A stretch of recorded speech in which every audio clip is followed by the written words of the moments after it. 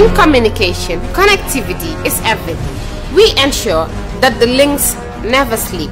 Quantities and qualities, all in our data service, providing efficient, reliable voice and data service. We believe if you're not up to speed, then you're going backwards. Communications have to flow as fast as the speed of light. Whatever business you're in, having someone who understands your needs is critical. That is why we just don't offer you technology, we offer you solutions. Enjoy Gamcel's internet broadband anytime, anywhere. Your national operator, Gamcel, Yaibaram.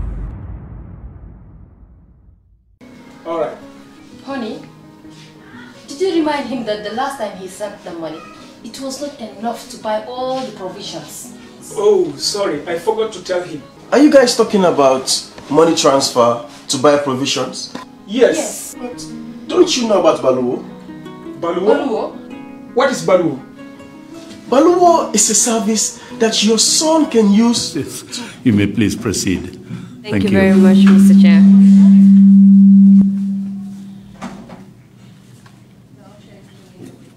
This is in.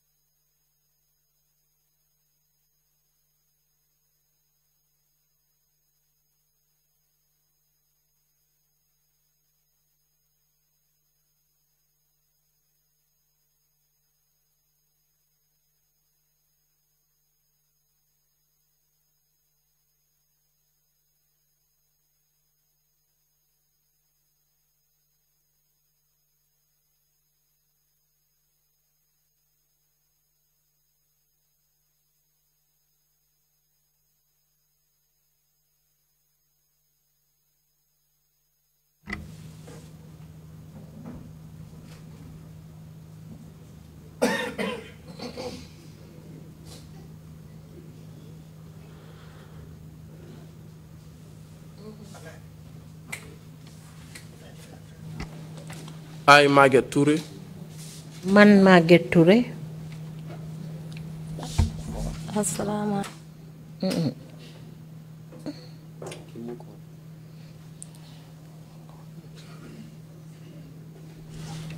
I, Marget Touray. Man Marget Touray.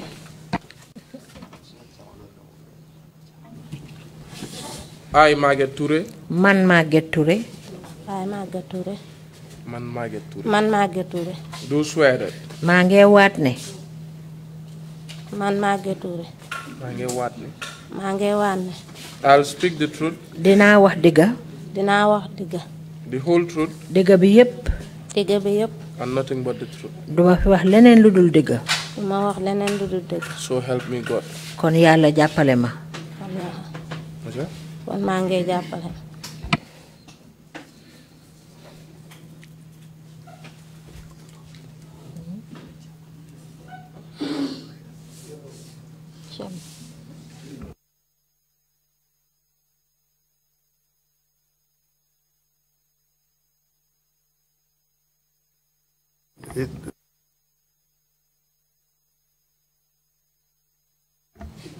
I, Ousman Touray.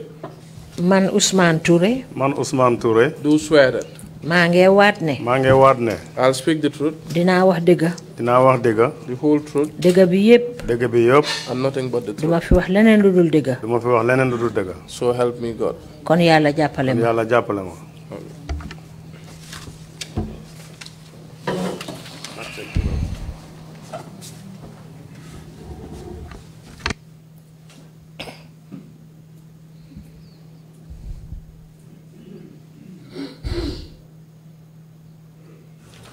I, Fatou. Man Fatou. Fatou. Do swear that. maa ngi waat ne. maa ngi waat ne. I'll speak the truth. dinaa wax dëgg. dinaa wax dëgg bi. The whole truth. dëgg bi yépp. dëgg bi yépp.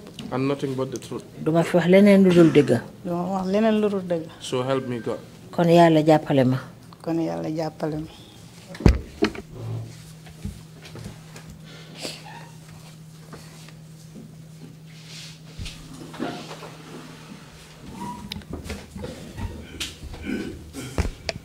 Welcome to the TRRC witnesses. seede yi maa ngi leen di dalal fii ci TRRC. As you already know, comme ni ngeen ko xamee ba pare. my name is Mariama Singate. maa ngi tudda Mariama Singate. And I will be leading you on behalf of the commission this afternoon. te man nag may ànd ak yéen ci seede yi nga xam ne moom ngeen fee joxe nii ci turi commission bi. I have a duty to tell you man nag suma warugal la pour ma xamal leen ne. that you are required to speak the truth. li ñoo sàkku ci yéen nag mooy ngeen wax dëgg. And nothing but the truth. bu leen fi wax leneen lu doonul dëgg. Lying or providing misleading information to the TRRC is an offense. boo fi waxee lu dul dëgg wala nga joxe fi kàddu yoo xam ne dafa réeral TRRC dafa réeral commission bi bon dafa mel ni xetta ngeen sarta TRRC. And is punishable on the Gambian law. te loolu tamit ànd na ak yar gu diis ci ron luwaa réewi Gambia. This afternoon, tey nag nii ci bëccëg bi nii. you are here representing your community. yéen da ngeen fi teewal seen waa dëkk. We are going to discuss events leading to the incident that occurred in your village in 2012. dañ fee waxtaanee nag ay xew-xew yoo xam ne xewoon na ci seen dëkk ba ci atum 2012. You will tell us about the massive arrest and detention of the villagers by the PIU officers. da ngeen ñu waxal nag jàpp boo xam ne waa PIU officers yi mu di paaraay ñëwoon nañ ci seen dëkk ba jàpp fa ay nit ñu bari. The impact of this particular incident on your community, especially the women.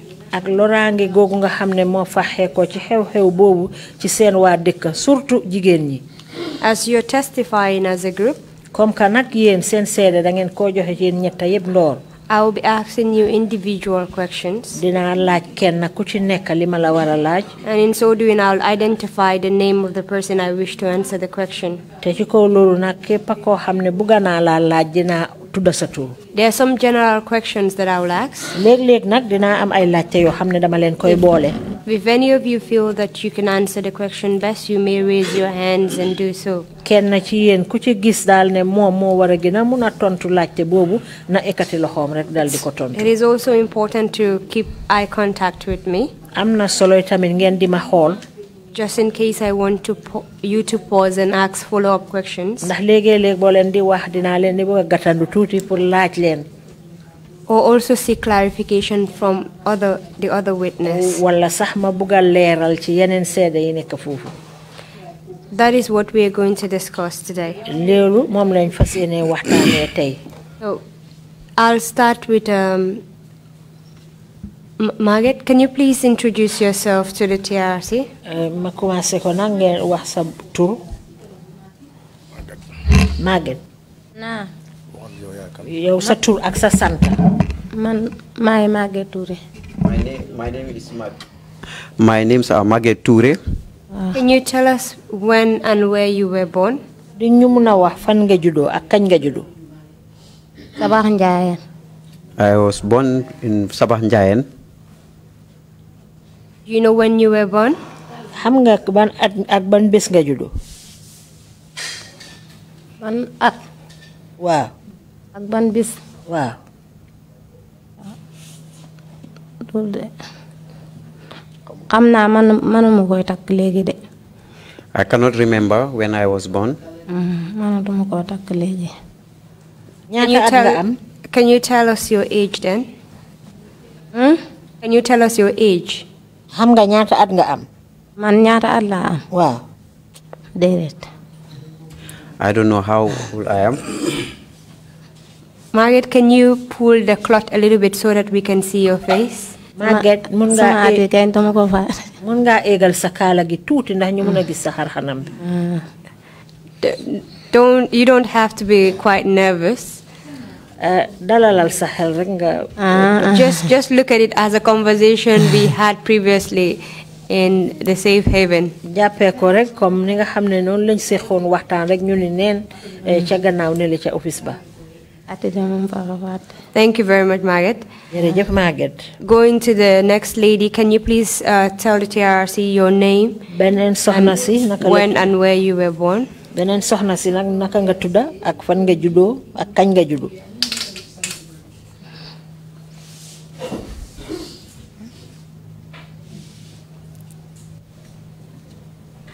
Fat Secka. My name's Secka.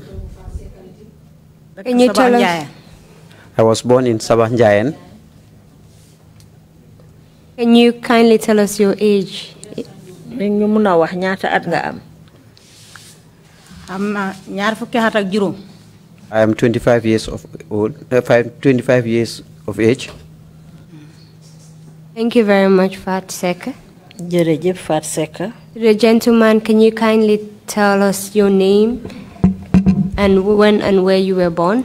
Waaji nak ndax di ñu mëna wax sa tur ak sa sant ak fan nga juddo ak kañ nga juddo? Man maa ngi tudd Ousman Touray. My name is Ousman Touray. Dëkk Sabah Njayan. I was born I live in Sabah Njayan. Maa ngi juddu ci atam 1974 ci ñaar fukki fan ci May. 28 May 1974. Ci laa juddu. I was born 28 May 1974. Can you please give us a brief summary of your educational background? Di ñu mëna tenkal rek ci fan nga jaar sa wàllu njàng. Waaw, jaar naa ci ñaari façon ngi jàng. I went through two different ways of schooling. Jàng naa dara. I went to the madrasa. Jàng naa dara juróom benn at. Of 6 years. I doog a dem primary school. Then I continued to start the primary school. Kataba Primary School. Kataba Primary School. Ma jógee foofu ma dem Farafenni Secondary Technical School. Then I proceeded to Farafenni Technical Secondary School. Ma jógee foofu dem Gambia College.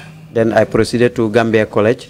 In what year did you graduate from Farafenni Technical School? Ban at nga jeexale njàng ci Farafenni Technical School? Ci atum 1992. In 1992, I graduated from Farafenni Technical Secondary School.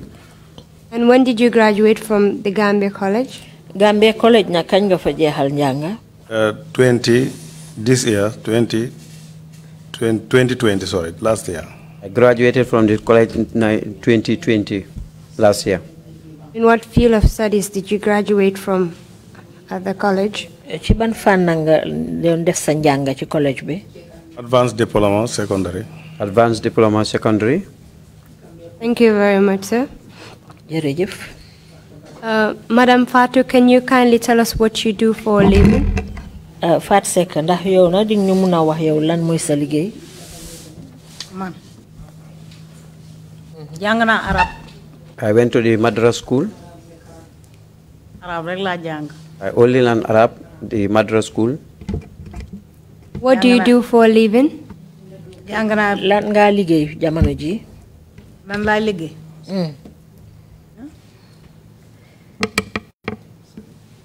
Ci sëy laa ne de. I am a married woman. Thank you very much. A housewife to be precise. Madam Marget, are you also just a housewife?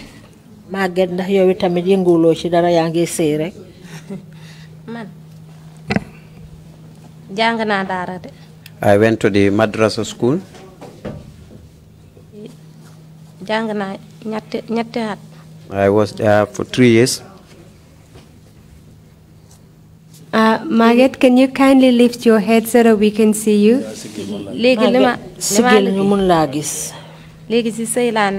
I'm a married woman. I'm a housewife, to be precise.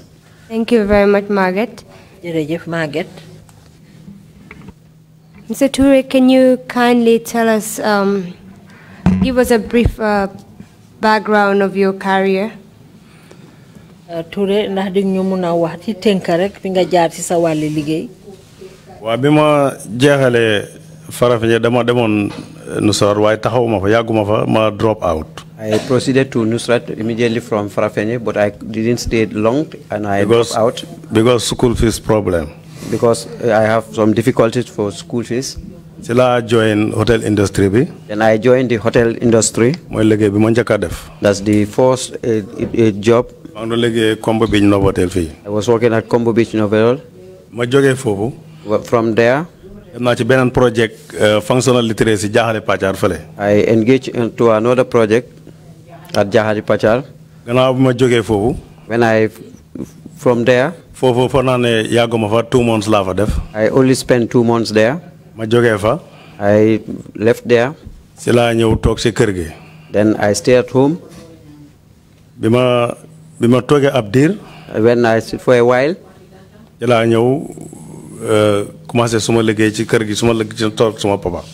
I start engaging myself in my father's farm. I was only farming.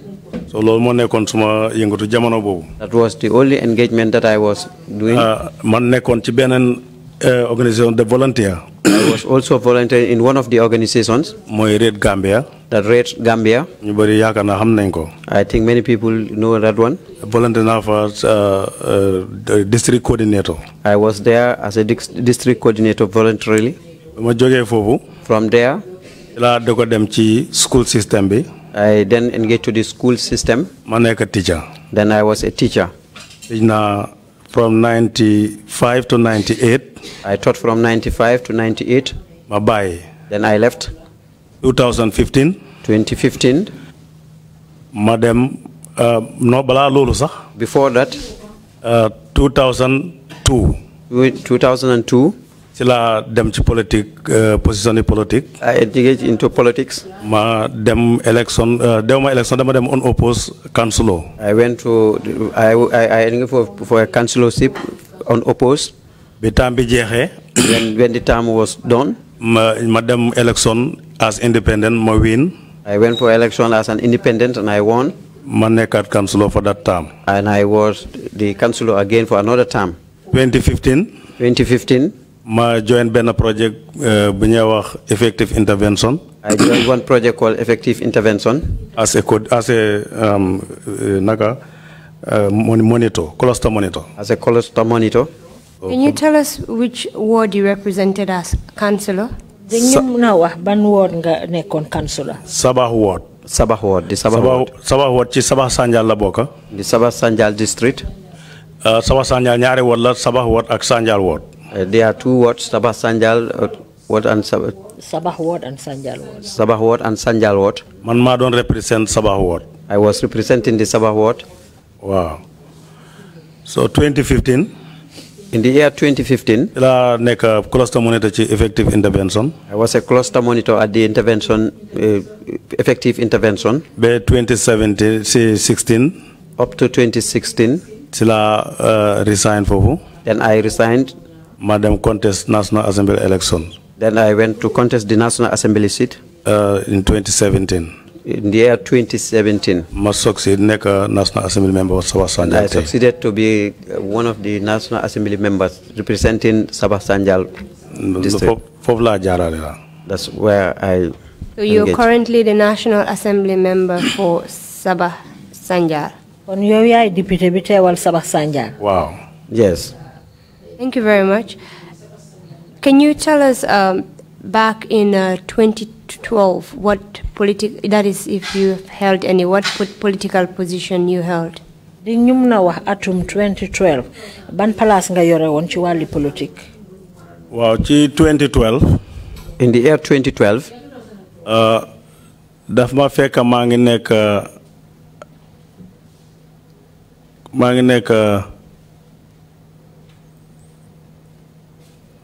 No, time okay. But dama contest National Assembly election.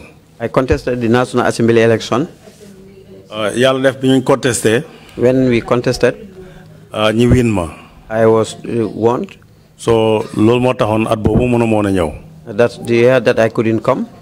Waye suma maye ma leral bala lolu. But if you give me chance, let me make some clarification before that. Wa dana am solo ci waxtaan bi. It will be very vital to the discussion. Ma ngi lay déglu sa permission ci lool. Waiting for your permission. Kindly go on. Wow, Aisha. Wow, ci 2000 ak 2002. In the year 2002, la nekk councillor unopposed. Then I was a councillor unopposed. 2007. 2007. Bi term bi jeexee. When the term was finished. ñi selected ma ci ward bi. Then I was selected again to represent the ward. Why authorities yi nga xam ne ñoo nekkoon ci jamono boobu foofu. But the authorities at that area at that time. bëgguñu woon ma contest on the APRC. They didn't want me to contest under the APRC ticket. Man APRC laa bëggoon a contest time boobu. I opted to contest through the APRC ticket. waaye ñi nga xam ne ñoo yore woon cadre APRC boobu nanguwuñu ma contest on the APRC. The authorities of the APRC at that region, they didn't want it. Can you tell us in 2002 under which party you won the councillor election? Mun nga ñoo wax atum 2002 ci ban anam nga gagné council. APRC. APRC. So in 2007. 2007 nak. 2007 tamit dama apply on the APRC. 2007 I applied under the APRC ticket. Waaye ñi doon select ñi bañ ne duñ ma select. But those responsible of selecting, they refused to select me. At that time, who were the people responsible for selecting the candidates for APRC? Jamono bobu ñan ñoy ñi nga xamne ñoo den tan ki wara taxawal APRC. Jamono bobu constituency committee bi. The constituency committee. Ak regional committee bi ñoo day def selection bi. The regional committee, they are responsible of the selection. Jité len di chief bi. And they were led by the chief. The National Assembly member then. And the National Assembly. They select time on the APRC. They select under the APRC.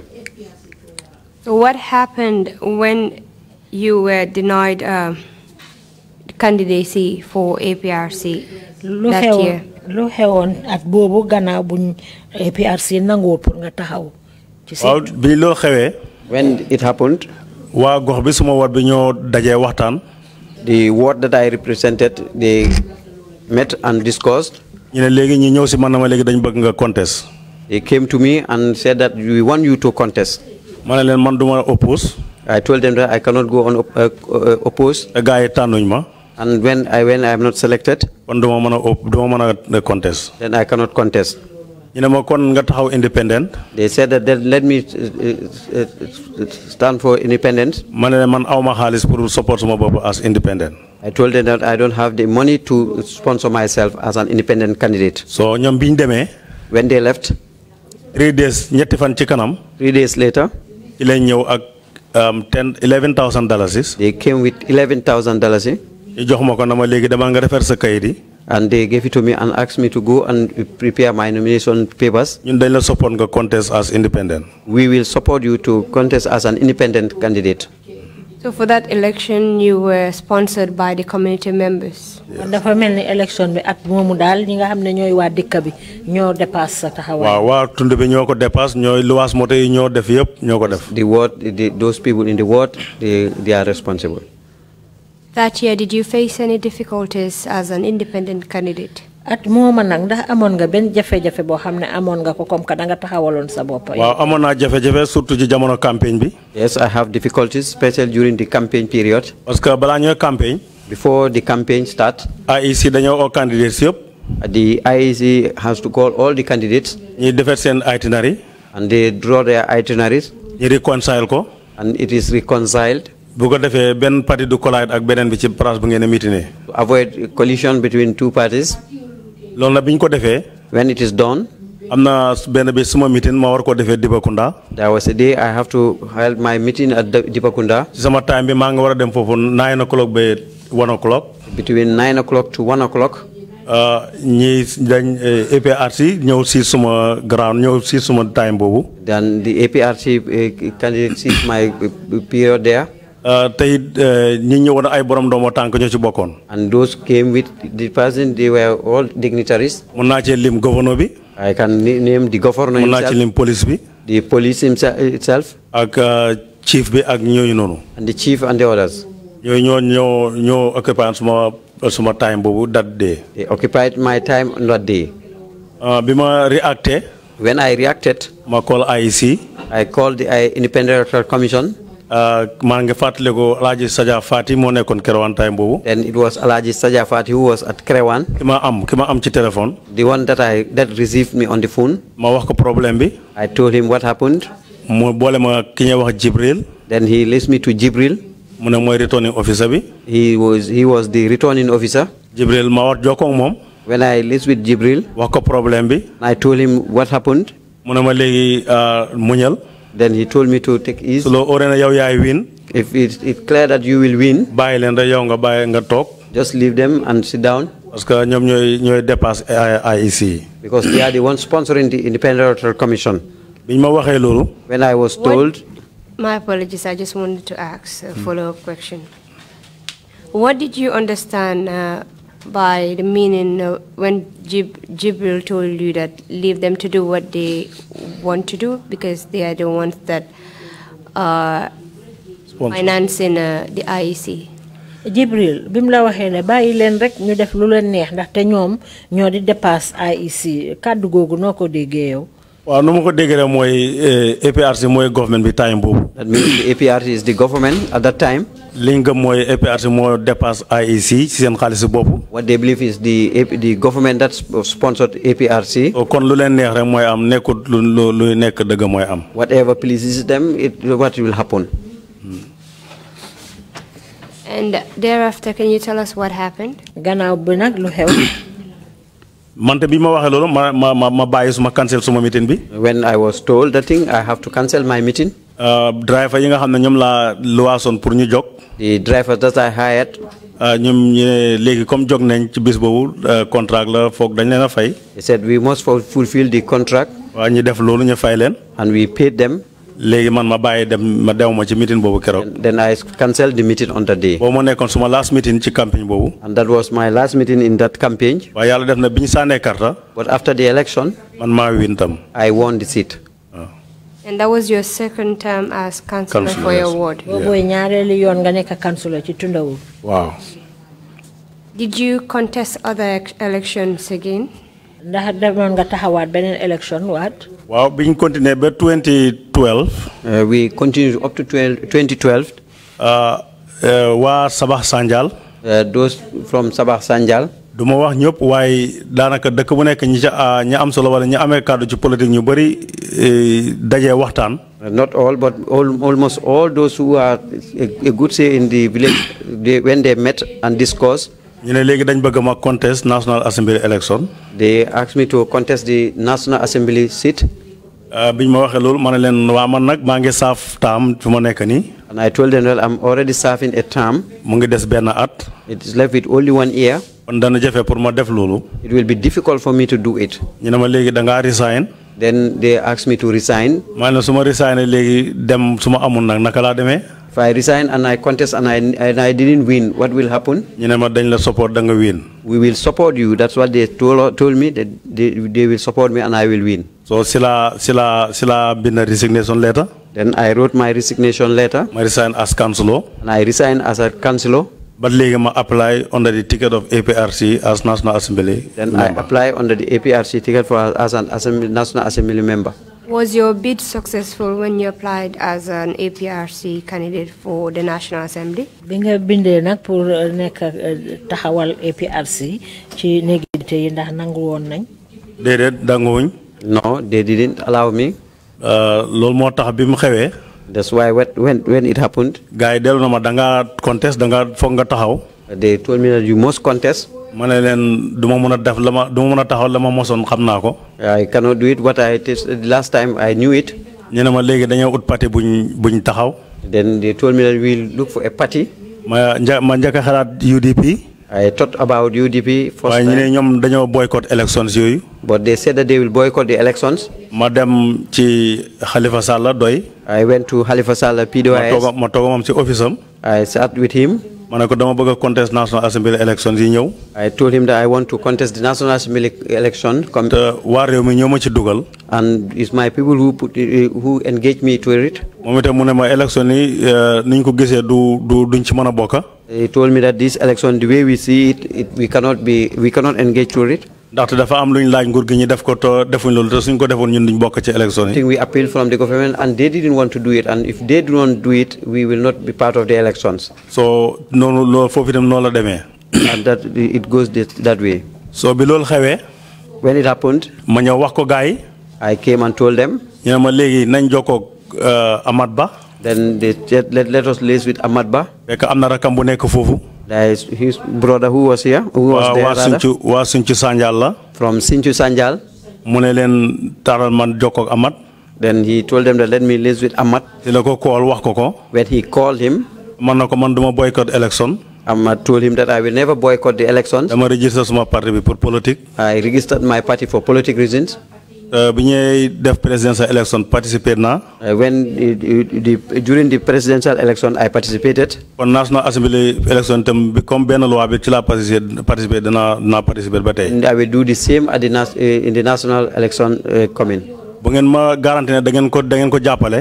If you declare if you am sure that you will help him. danaa ko jël ci ma support ko ci sama parti bi. Then I will put him into my party and support him. so gars yi na ko danañ ko jàppale. So that they told him that we will support him. mu ne ma kon ñëwal suma kër. Then he asked me to go to his house. ma ànd ak ñetti nit ñu dem këram. I went with 3 other people. keroog foofu lañ fanaan. Then we spent the night there. ci lañ waxtaan. We discussed. ñu déggoo ci kàddu. And we agreed on some mu ne points. dana ma support. And he told me, guaranteed his support. loolu moo taxoon ma contest on the ticket of NRP. Then I contested under the NRP ticket. Do you know the reason why the UDP and the PPP decided to boycott the election that year? xam nga li taxoon ba PPP UDP ak APRC PDOIS ak doy UDP ak doy xamoon nga li taxoon ba ñoom ñu geddoon ne daal duñ bokk ci élection yi at moomu. waaw liñ ma wax mooy dañ soxla ay wecc-wecc lu waaye doxal élection yi ci réew mi. They said that they need some changes. te loolu lañ bindoon as position paper ci government bi. And that's what they engaged the government to. léegi nag dañ leen wax ne su loolu suñ ceefut changes yooyu ñoom duñ mën a bokk ci élection There yi. is no amendment or changes on that way. They will not be part of the elections. parce que loi yooyu dafa tax political party yi wala opposition duñ mën a am bunte ci élection yi. It hinders the opposition parties to get any points on them. léegi dañ bëggoon loi yoo xam ne dana féeboo ñëpp ci ñu mën a participer. They needed some laws that can favor all of them. su nguur gi deful loolu nag ñoom duñ mën a bokk. If the government is not ready to do it, they will not be part of the elections. loolu daal moom waxoon nañ ma ko. That's what I was told. So you contested the election under the banner of the NRP? léegi nag nga bokk ci election bi nag ci turi NRP. waaw. Can you tell us the outcome of that election? lana faxee ko woon nag ci election boobu. waaw election bu métti woon moom itam. It was a very tough election. because ci campagne bi moom itam. During the campaign also. na threats yu bëri yu ma doon jot. I received many threats. because dama daan toog. Sometimes I used to sit. am friends yu may call. Some friends used to call me. dama wax ne ma bul génn time bi. Then tell me don't go out at this bul génn time. sa kër time bi itam. Don't go out of your house this time. te it buñ daan campagne. And during the campaign also. am na place yoo xam ne. There are certain places. dafa nekk suma time. It will be on my time. waaye danaa fa de gis seen gars yi pour ñu ma disturb. They will just come and disturb during that period. maa ngi seetlu benn bés suñ convoy mu ngi campagne. I can recall one day when our convoy was campaigning. dañ delegate police ak CID. They delegated these police and the CIDs. ñu ñëw topp suñ convoy bi. And they followed our convoy. am na benn boy bu nekkoon green ci APRC time boobu. There was one boy with the green APRC. dafa joinoon suma convoy bi. He was in my convoy. dañ ñëw forcé ko wàcce ko moto yi nangu ñu ne mu jox leen uniforme bu ñu ko joxoon. And they forced him down and they asked let him return the uniform he was given. te itam moto yi nga xam ne ñoom lañ luwaasoon am na moto boo xam ne sax dañ ko stop foofu noonu aaye ko bu mu dem. Within the vehicles that we hired, one of them was dropped. yooyu yëpp jafe-jafe la yoo xam ne ñu ngi ko doon jànkuwanteel ci biir campagne bi. Those were the difficulties that we encountered during the campaign period. bi ñu sànnee karta. During the election. ñi results bi ñu ko déclaré. After the declaration of the results. ñu win ma. They defeated me. ma accept ko with good faith. And I accepted in good faith. Because the time xam nga sport counting moo amoon moom ci election boobu lañ started sport counting. That was the election that they started with the sport counting. biñ compté one of the polling station. When they counted the votes of one of the polling station. Suma agent bi wax ma ne am na problème bu fa xew. My agent told me that there is a problem there. Man not ko call IEC tam inform leen. I noted down and I called the Independent Electoral Commission. biñ demee ci coalition center bi Kerawan. When they went to the coalition center at Kerawan. biñ ñu collide results yi foofu. When they collided the results. problème bi génn foofu. The problem showcased. dafa am votes yoo xam ne ni kenn xamul naka la duggee ci kees gi. There are certain votes they don't know how it entered to the box. So recording ko te mu ngi te feeñ na physically. It was not recorded, but it was there physically. So loolu moo nekkoon issue bi. That was the issue. Man waaye man leen amul problème man accept naa ko ma sign results as I was defeated. And I accepted and I signed the results as defeated. So gannaaw loolu bi mu xewee nag. When that one was done. mu ngi nekkoon on the 23rd March. It was on the 23rd of March. 24th March ci election. 24th March the following day. ma oote sarax ci suma kër. And I called for a charity in my house. pour nit ñi defal ma ñaan. So that people will pray for me. ci biir sarax boobu. During that time, the period of the charity. Just before we go into the charity.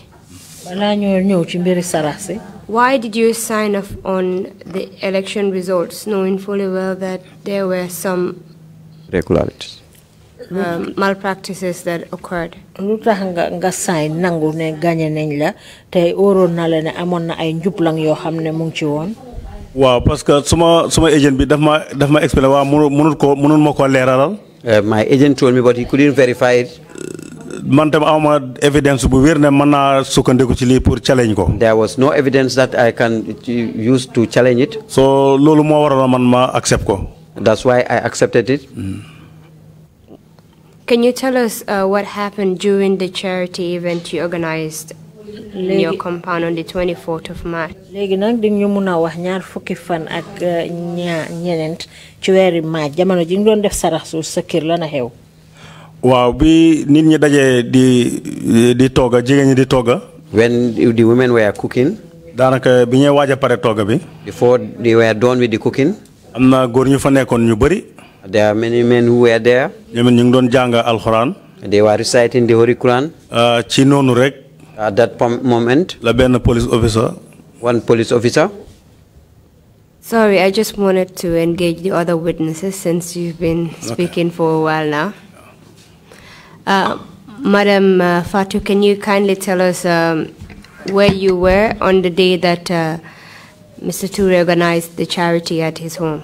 Secka ndax di ñu mëna wax lan mo xewon bés bobu bu dé ya nga fa won bés bi nga xamné ci la Touray oté won sarax bobu kiram. Ma nga fa won kay. I was there. And what were you doing there? Lo fa doon def? Dañ doon togg. We were cooking. Thank you very much. Madam Marget, can you kindly tell us what you were doing that day that Mr. Touray organized a charity event in his house? Marget, yow tamit ndax di ñu mëna wax lan nga doon def fofu bés bi Ousman Touray oté won sarax bobu kiram? Waaw ci kër ga lañ won doon togg sarax. We were in the compound cooking. You were also cooking in the compound? Yow tam yaa ngi doon bokkon ci toggakat yi. Yes. Mr. Touray, can you kindly tell us what happened while the women were cooking at your house and you were there as well? Mr. Touray, léegi na wax ñu jamono jigéen ñi nekkee sa kër di toggate yaa nga fa woon lan a xew.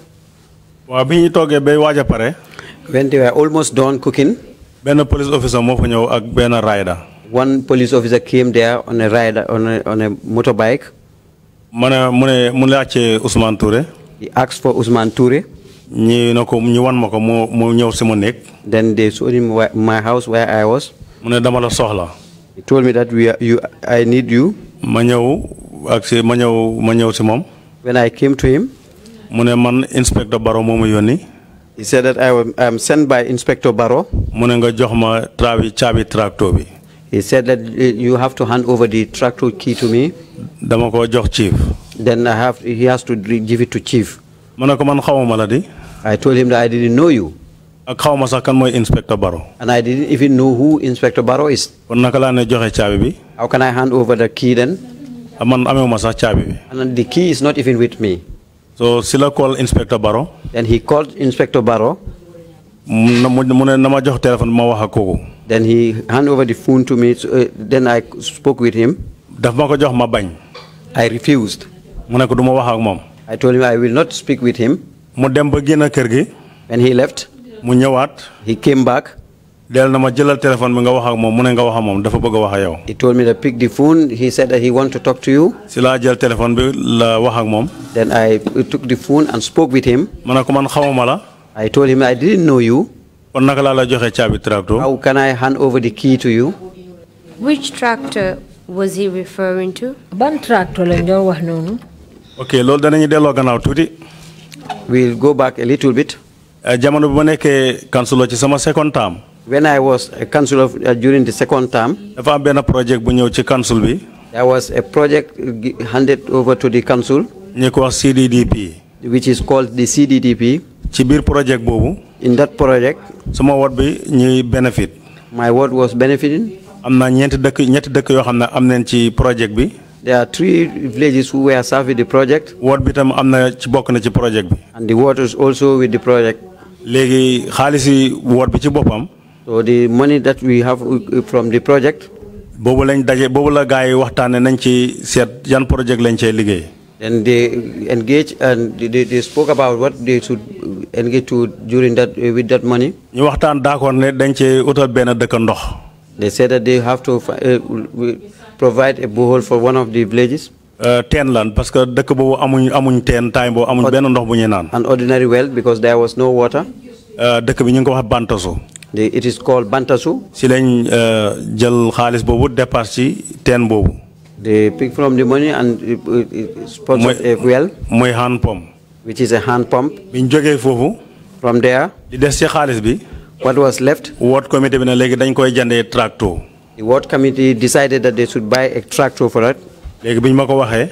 And I was told. Identify udlen ay nit ñu dem uti invoice. I told them that identify some people to go and pick for an invoice. Because CDDP bo amé ci project bobu. Because the CDDP with the project. Bo soxla bo amé project bobu da nga ut pro forma invoice. If you need something from that project, you need to look for a pro forma invoice. Légui biñ of that. Lum tekki. Moy community driven development project. Moy projet bo xamné grassroots bi ñi ci souf ñokoy doxal ñoko mom. It's a project whereby the grassroots level they are the one who engage in it and they are the one who is implementing it. And can you tell us the donors for this particular project? Project bi nga wax ni ñan ñoko dépassé. European Commission ñoko dépassé. It was funded by the European Commission. European Union. And European Union. Sorry. And whatever the community used the money for, it's for the entire community, correct? The lepp lo xamne xaliss bo ci community bi wa dëkk ba am la bon ñom ñoko mom. Waaw parce que grant la bo xamne dañ ko doon use pour wañi ñak bi ci nit ñi. Yes, because it was a grant to alleviate poverty.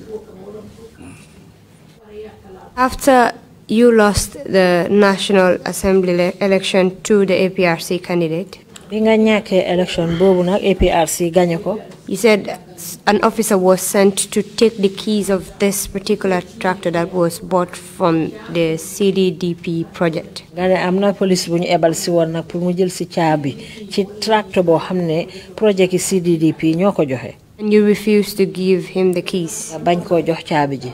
Can you tell us what happened afterwards? Ndax di ñu mëna wax nak bana bo bañé lu xew. Bima bañé dafa délu. He went back when I refused. Inspector Barrow. He told Inspector Barrow. Ci diira fanweeri minute. For about 30 minutes. Laa gis police Farafenni. Then I saw the Farafenni police. Inspector Barrow ci boppam. Inspector Barrow himself. Office commander Farafenni police station Gorgui Mboup. The officer commanding Farafenni Gorgui Mboup. At that time. Station officer Funding Cissé Farafenni. The station officer Funding Cissé Farafenni. Commissioner, Regional Commissioner North Bank Mai Fati. The Regional Commissioner North Bank Region Mai Fati.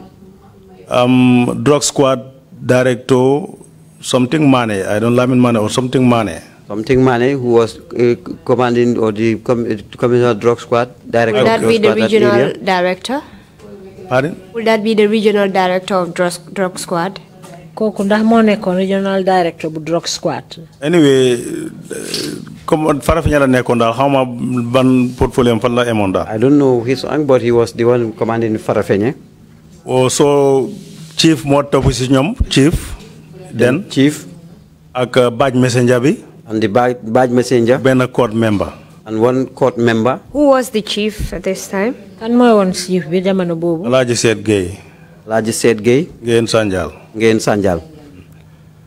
So when this delegation arrived?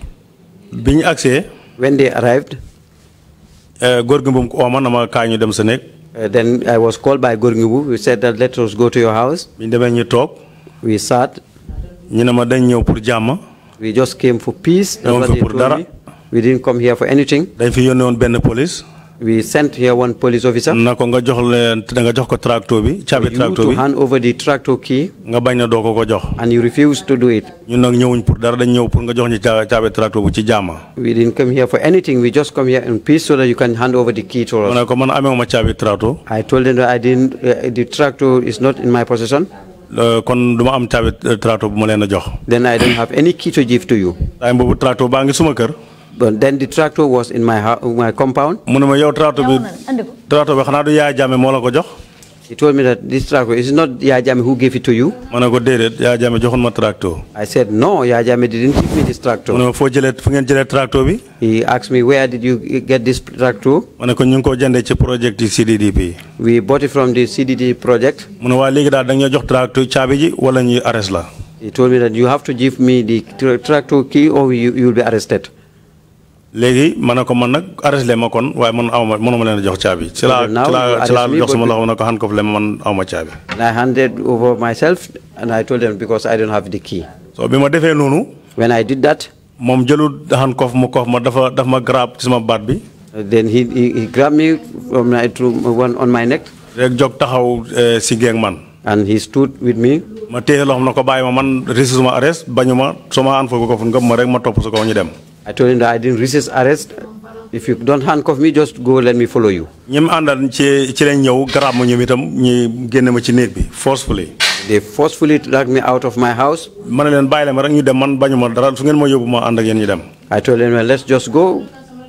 waaye time boobu niñ ma doon def jigéen ñi tam mënuñ ko muñ parce que ñoom ñu ngi toog di raxas ay palaat ci fi ñu doon toggee. But that time the women were there and they saw what they were doing to me and they couldn't contain it.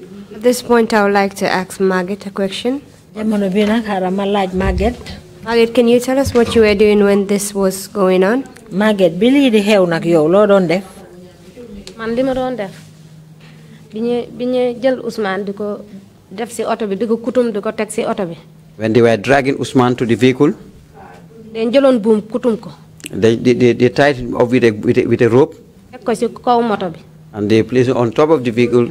Légui ñun fuñ taxaw no di yuxu. When we were there wailing, seen ki auto yi ki ñu ngi bari ba bëgga dé. We saw these vehicles, there were many outside. The police vehicles. Ak paraay. And the paramilitaries. Ñu dëkk fess delu ci dëkk ba. Then they were all, they fill up the village. Were the police officers that you saw, were they armed? Police yi nga gisoon noonu ndax dañ amé won ay fetel? Am na ñu xamé won fetal. Yes, some were armed. Ak ñu xamé won kur. Some were with their pistols.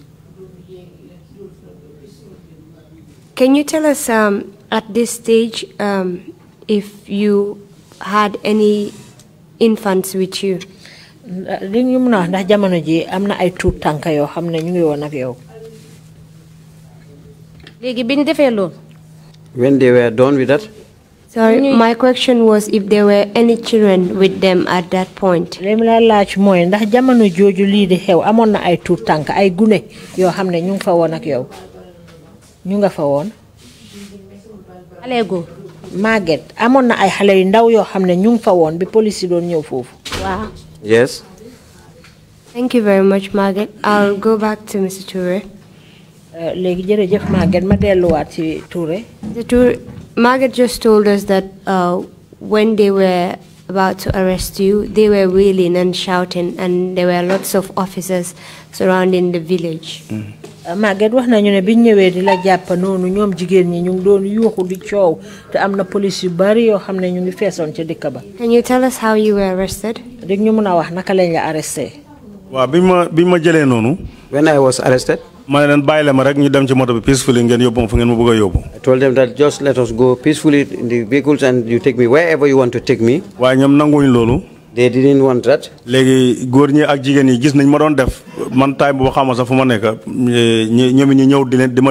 When they saw how I was dragged, they came to rescue me. They were using these small pistols. Pistol as a gun. A baton. Yes. He hit Manjai Sise with one of these batons. When he did his so he was wearing a white uniform, but it was later turned to red. When it happened, he was wearing a white uniform. Yes. But then it was soaked with blood. With blood that makes red at the end. Blood. Thank you for the transcripts. Yes, please continue. Okay, then the baton fell down, or the stick fell down. The same Manjai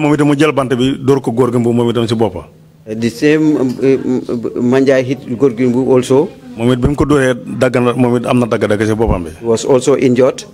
So that's how they left me there. They all left. So I know that they will come back. I told them that you have to calm down. I'm going to Farafenye, then you will meet me there. I will take myself to the police. So when I said that and I entered to my house and I had the sirens coming. You have to sit wherever you are so that I will go to the compound gate and let them pick me from there. They only needed me when I am picked, then you can come and follow me. I was standing at the compound gate. When they came, they just passed me. I told them, you needed me, I'm here. How the way they entered, the man they entered in the compound, that's how they ran. They called the mobilized the PIU, Caravan PIU for reinforcement.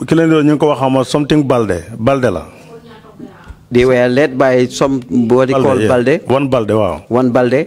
Molen lead. When they came, they grabbed me and they put me inside. But when they picked me from my vehicle, from my compound gate, before they reached to the vehicle, they fired 4 gunshots. I told him that you have to kill me before you spoil these bullets. So no that's how I was forced inside to the vehicle. They took the bagway when the villagers came out. I was they beat me when before they reached from the back way to before they reached the main highway. Eso bi sax funding system mo wax gaay bay len ko ngeen door legi boba amna ko mo do sama bot bi fi. The SO funding system is the one who stopped the beating. Can you tell us what they were using to beat you with? dañu mëna wax lan lañ doon jëfoo di la ko dooré. Seen loxo lay ma doon doore ak dama kick fekk man ma ngi tok ci suuf. They were beating me with their bare hands. Ma ngi tok ci floor car bi. I was sitting on the floor of the car. And how many of them beat you? ñom ñaata la doon door. Bari nañ parce que mënuma xam nombre bi waye bari won because moto bi dafa fesson tep. They were many because the vehicle was full with them. And you said one of the officers told them to stop the beating. Nga ne kenn ci police wax nañ ñu bayyi door bi. Can you tell us who this officer was that told them to stop the beating? Kan mo leen wax ñu bayyi door bi? Moy station officer bi funding Cissé lañ koy wax time bobu fara. He was the station officer funding Cissé. And what happened afterward? Lu xew gannaaw lolu? So biñ démé ba ci police bi. When we went to the police station. Ci lañ ma yobbu ci office Mboub. They took me to Mboub's office. He told me that you see what they did to me. And you are the cause of it. But you will know it. Yaya Jammeh gave you a tractor and you said he didn't. I told him Yaya Jammeh didn't give me any tractor. I have never shaken hands with Yaya Jammeh. So tractor community project CDDP. Tractor belongs to the community from the CDDP project. If you don't bring the key here, you will not live here. You charge economic crime. You have to be charged with economic crimes. So whatsoever happens, the key is not with me. And did he charge you for economic crimes at that point? Léegi nak ndax tuumaaloon na la da nga yàq koom-koomi réew mi jamono boobu economic. Déedéet tuumaaluñ ma la defuñ charge ma liñ def mooy. No, they didn't charge me. What they did is. Dañ ma yóbbu ci CID office bi. I was taken to the CID office. ñi interview me about the ci xaalisi tractor bi. They interviewed me about the monies made from the tractor. Biñ ma laajee. When I was asked. Man xawma ci dara. I told them I didn't know anything about it. Parce que man amewuma account bi. I'm not one of the signatory account bi tam. I am not one of the signatories. Bokkuma ci committee bi tam. I am not part of the committee. Man xawma xaalis bi ñaata fa nekk. And I didn't know how much is there. Thank you very much, Mr. Touray. Jërëjëf, Mr. Touray. Fatou, can you tell us what happened after Mr. Touray was arrested? Fatou, di ñu mëna wax nag gannaaw bu ñu jàppee Mr. Touray ba yóbbu ko lu xew? ñi dik jàpp jigéen ñi da dóor da yóbbu ak góor ñi. Came and arrest the women and both men and women and take them. They took them. Thank you very much. I just received a signal that it's already time for us to stop. When we come back tomorrow, we'll continue from where we stopped. Mr. Chairman. Thank you very much, Council. Thank you very much, Madam Secka, and Mr. Touray for coming to testify. We'll continue tomorrow morning, sharp 10 o'clock. Meeting is adjourned. Thank you all.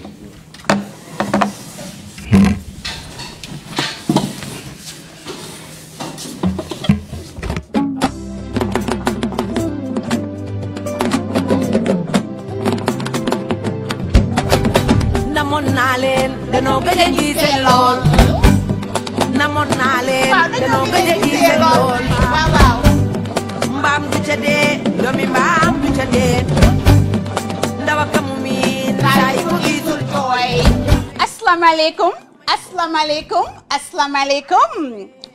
Defuñ nak lu dul rek demal lañ ba Austria jëndal lañ jesna fam gëna piré jesna bi gëna ndaanaale ci jesna yi ñu naan ko Magnum XL ak Magnum Air. In fact Magnum Air sax dafa gënangut waaye di ngeen ko dégg ci kanam tuuti rek moom laa lañ indil waa Gambie xam ngeen ne yebuma leen xeebuma leen te duma leen photo man yéen lay bëggee ngañ loolu lañ nam nag ma indil lañ mu ngi nii loolu lañ nam ci jes na rek xolo boo lañ nama ak design boo lañ nama rek egsi na manaan lañ nag egsi lañ mu ngi nii skincare plus laati de xam ngeen ne rek suñ plus yi comes in so many different ways awa musical ma tuuti hankañ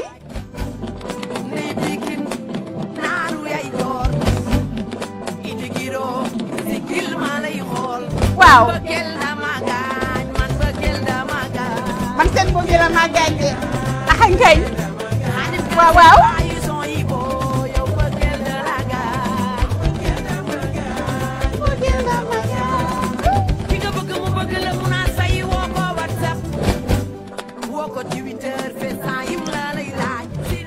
Skincare Plus of the Gambia niñ leen ko tàmmoo di defalee rek mun ngeen ñoo jot ci number yi bu dee Gambia fii la call nañu si 36 99 137 bu dee yaa nga United States nag call ñu si 347 731 0071 te naan lañ nag suñ contract bi DHL mu nga fam ne woon ba léegi foo nekk ci àddina rek boo ñu ne ring ñu jaay la paagal la ba pare yónnee la ko ci ak ni mu gën a yombee xam nga rek fañ ne woon fala ba léegi number si naka la 347 731 0071 mooy United States suñ number bi fii locally fii ci Gambia fii mooy 36 99 137 te naan la nag number yëpp a ngi WhatsApp boo ñuy call dañu am noonu rek la nag waaw